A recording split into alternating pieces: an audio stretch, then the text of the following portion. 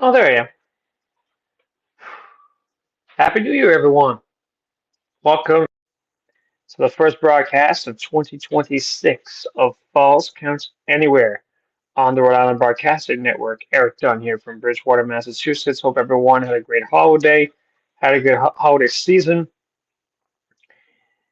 Ugh, I've had an interesting 2 weeks. Glad it's over. Glad to get back into the rhythm of just getting back into doing shows again, getting back on my anthem calls, and begin a brand new year.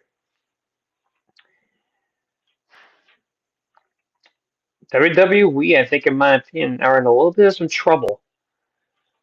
I mean, like a lot's changed now. I mean, it's it's definitely gonna be interesting. So we'll see what happens. But for me, there's a lot to dive into regarding Patriots and Celtics. I'll save that for my thoughts. So there's another portion of this program that I'm going to do. It's Erik's thoughts, non-WWE related. That'll be saved towards the very end. Um, but you guys can find me every Wednesday at 5 on the following platforms live. I believe it's YouTube, Ick, and Rumble at Rhode Island Broadcasting, on Twitch at RI underscore broadcasting, and on Twitter at broadcasting RI. Podcast is up the following day on these platforms: Red Circle, Spotify, TuneIn, and iHeart at IRI Broadcasting. IR Broadcasting. And then also please follow us on our social media platforms, um, which is Patreon, Gab, LinkedIn, Space Hay, Blue Sky, MeWe, TikTok, and Parlor at RI Broadcasting. I almost stumbled on one of those. And if you guys want to help support us financially and be a part of our show, either as a sponsor or as a financial partner, support us at rhodeislandbroadcasting.net for this show going on daily and Sports Unfolded. Ron will help you figure out how to join the family. The very first broadcast of 2026 for Falls Count Anywhere is the exclusive property of Erik Dunn Productions, Rodrigo, and Rhode Island Broadcasting for the use of our audience. Any publication, reuse, or redistribution by anyone is not prohibited and is given the express consent to be shared everywhere and is greatly appreciated. So I figured to kick off the first broadcast of the year, why don't I give you guys something very interesting I found earlier this morning? The 52 moments. No, sorry, my thing got logged out on me. The top 52 moments from the first year of Raw on Netflix. Tell me how you guys feel about these. From and I'll be going in order, date with dates, obviously. Uh, so here's for you. January 6th. CM Punk's double GTS to Seth Rollins in the main event was special, but nothing on this day tops the opening moment of the history of WWE fading into a spotlight on Triple H in the center of the ring. January 13th, Michael Cole may have called it the worst kept secret, but it didn't lessen the moment when Penta made his debut in WWE by defeating Chad Gable with the Penta driver. January 27th, January 20th. Jey Uso and Gunther delivered a fiery face-to-face leading up to Saturday night's main event that set the stage for a championship year for both. January 27th, a month after the New Day betrayed Big E, Xavier Woods' family turned on him by wearing New Day sucks shirts in the front row of this match against Rey Mysterio. It ultimately led to Woods losing. Um, February 3rd, CM Punk then would qualify for the Elimination Chamber with a win over Sami Zayn, but that wasn't the big story. Kevin Owens assaulted his longtime friend and finished the assault with a package piledriver, which was an illegal move in WWE. February 10th, Gunther came out of the ring and viciously attacked a Yeeting Uso. It provoked him to pick the World Heavyweight Champion as his opponent at WrestleMania. February 17th, Seth Rollins and Roxanne Perez captured the final spots in the Elimination Chamber. February 24th, a history-making Raw as Liv Morgan and Raquel Rodriguez became the first three-time women's tag team champions with a win over Bianca Belair and Naomi. March 3rd, upset over costing him an opportunity to headline WrestleMania. Punk unleashed a tirade on Rollins that led to the Visionary and the Second City Saint brawling all over KeyBank Center in Buffalo. March 10th, if a cage match between Rollins and Punk wasn't enough, Roman Reigns returned and took his frustrations out on Rollins as well as spearing Punk as he was being consoled by Paul Heyman. March 17th, John Cena's explanation of his bad guy persona to kick off Raw in Brussels, Belgium, included taking aim at a young fan wearing a Cena shirt in the front row, referring to him and people like him, a toxic, dysfunctional relationship. March 24th, El Grande Americano's much anticipated debut resulted in an entertaining victory over Dragon Lee. March 31st, a double disqualification rule by special guest referee Bianca Belair allowed Women's World Champion Io Sky to retain her title over Rhea Ripley, setting up a WrestleMania triple threat match. April 7th, a few days after Punk demanded Heyman to be in his corner at WrestleMania, Rollins interrupted Heyman's mic moment before Punk arrived, which didn't go well for the Second City Saint. April 14th, as WrestleMania approached, the main event got even hotter when Reigns confronted Heyman. This brought out Rollins, who ultimately stopped both Reigns and Punk after Heyman got shoved to the canvas by the OTC. Let's see here. April 21st, after the women's tag team titles were lost to Morgan and Rodriguez, Becky Lynch turned on her protege, Lara Valkyria, to set the stage for her new direction as a heel. April 28th, a week after getting attacked by Gunther, Pat McAfee called up the ring general, GM Nick Aldis from SmackDown in a Backlash.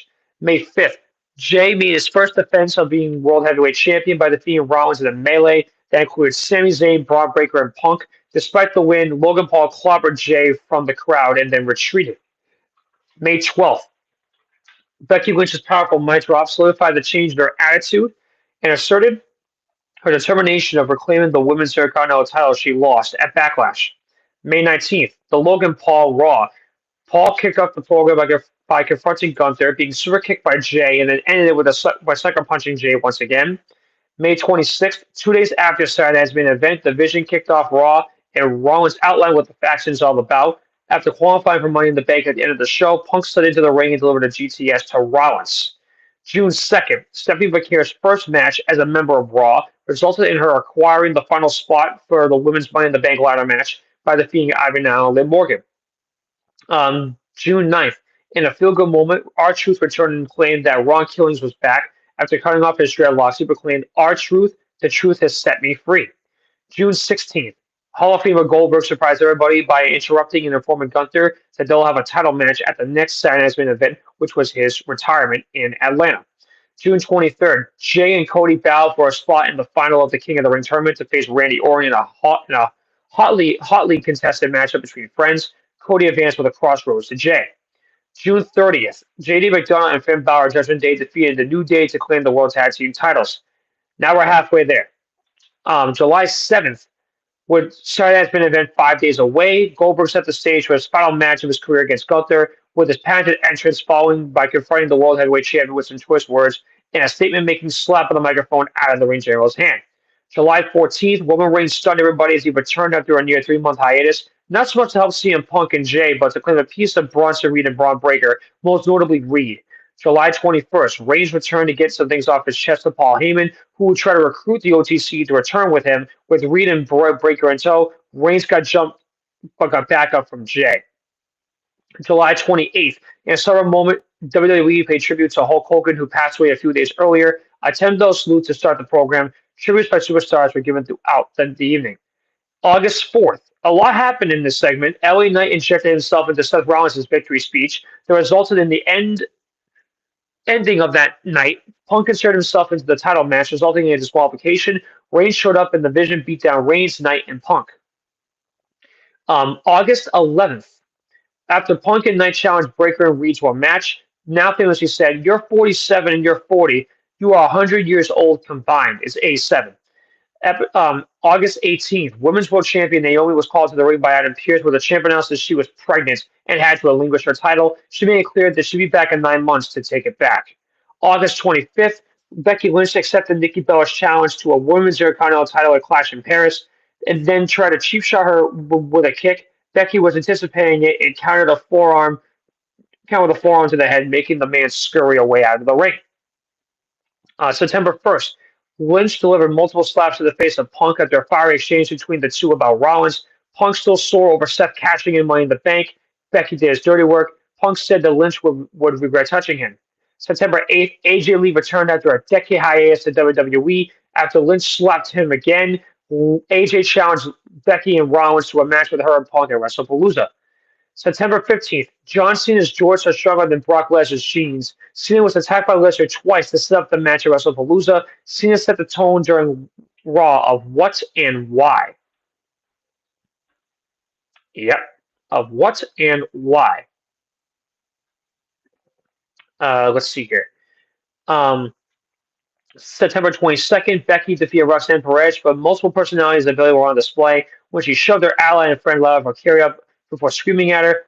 Bayley hugged everybody on their way to the ring before the match. September 29th, Dominic Mysterio put his Intercontinental title on the line against Rusev, was pummeled from the Bulgarian Brute, but a low blow helped him hold on to his title. October 6th, Maxine Dupree pulled off a major upset when she defeated Becky in a non-title match. Becky was assuming she was going to make easy work of Dupree. Didn't happen. She was counted out while grandstanding outside the ring. October 13th, after a successful night at Crown Jewel with Bronson Reed and Seth Rollins winning, in an unprovoked attack unbeknownst to Heyman and Reed, Breakker speared Rollins and then convinced Reed and Heyman to join him moving forward.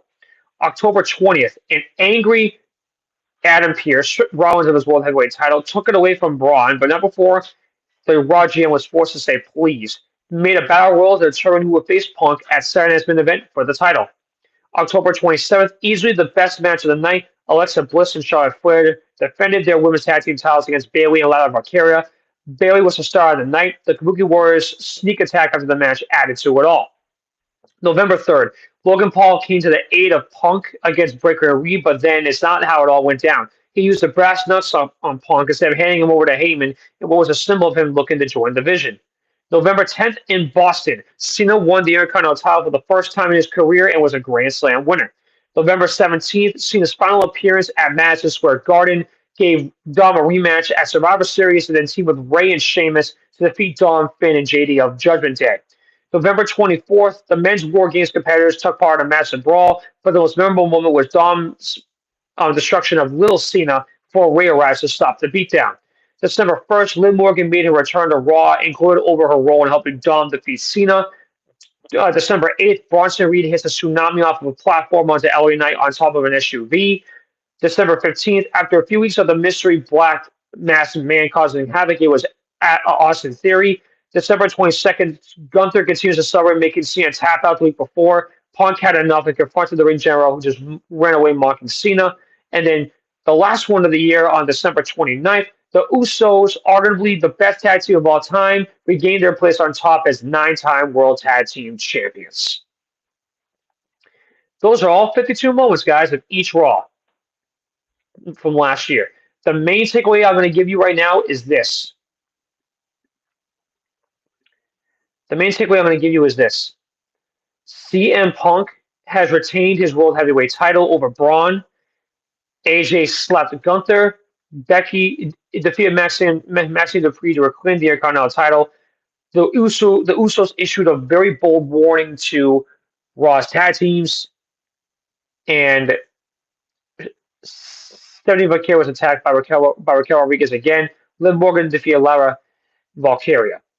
So that is everything with Raw right now, guys. So with that being said, the first SmackDown, the new year on Friday, we'll go from there. And we'll get ready for the Rumble soon. So here's some updates for you, non-WWE related. Erik's Thoughts. Those of you in Patriots Nation, I hope you guys are in for a good game on Sunday night. I'm not really concerned about the Chargers, in my opinion. I think they're going to be fine.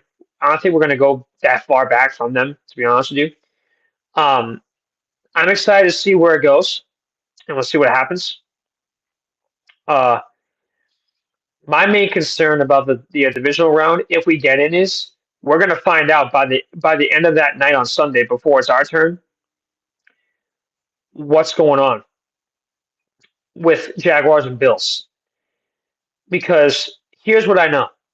Jaguars win, they'll come to us if we beat the Chargers. If the Bills win, then that means we await the opponent if we win.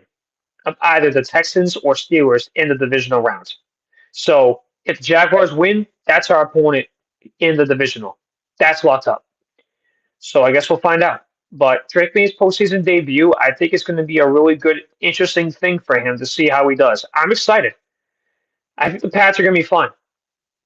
Celtics, though, if you've been watching them, how good they've been, oh my lord. Celtics have been on an incredible tear. No one stopped them. I don't know who's going to stop them completely for now, but I know that their schedule this week is Nuggets, Raptors, and Spurs. Those are three good playoff tested teams, in my opinion. Watch the rest of that homestand. That's going to be a telling for me. And then, not much else really changed on my end. I'm waiting to hear back about Anthem calls, Anthem updates. I'll have more in stone for you as we get closer. With that being said, SmackDown recap for the first one of the year, then Raw next week, and anything else about the Rumble. We will begin as we very soon will begin the road to WrestleMania in Vegas. WrestleMania 42. So let's see what happens. I have not watched the Cody Rhodes "What Do You Want to Talk About" interview he had with John after he retired. I think it's on YouTube. I'm gonna go back and try to find it. I recommend watching that because I will too. And maybe I'll get my thoughts on that. Who knows? With all that being said, I'm gonna have the man behind the scenes, Ron Rico, Erik Dunn here saying so long and thank you from my home in Bridgewater, Massachusetts. This has been the first presentation of 2026 for Falls Count Anywhere on the Rhode Island Broadcasting Network. Talk to you guys next week as we kick off a brand new year. Thank you very much for watching and listening.